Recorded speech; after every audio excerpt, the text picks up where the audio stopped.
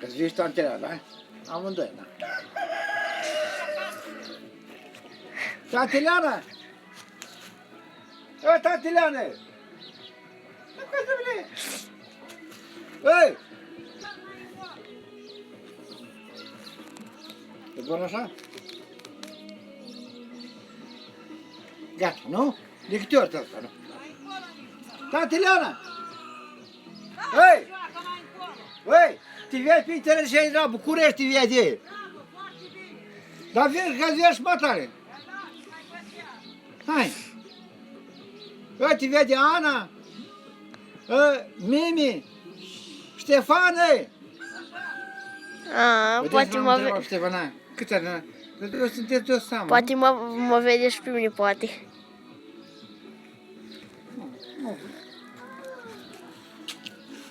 Vecine.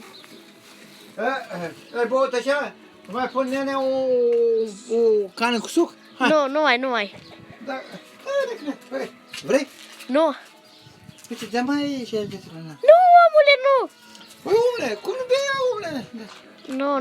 Nu. Să știi că încă te filmez. Da? Da. Hai, mă, că vin cu acasă, te vade! I-am la prieteni pe Facebook. Da? Și-o zis? O zis că n-are costumații adecvate. Hai, mă, trebuie și trebuie, da. Nu, Mă duc să filmez.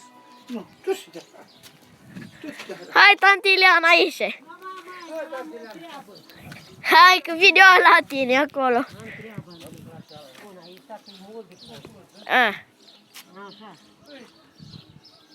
Și apă? Andrei, aduci-mi în față.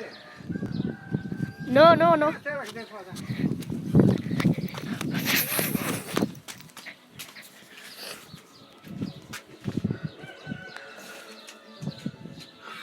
Mai e una. O gură de bere. Mai e toată sticla, e mai bine. Ținilă, nu?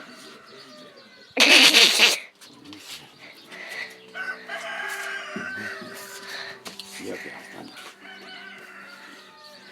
Mai e una. da. Mai e una de rachiu.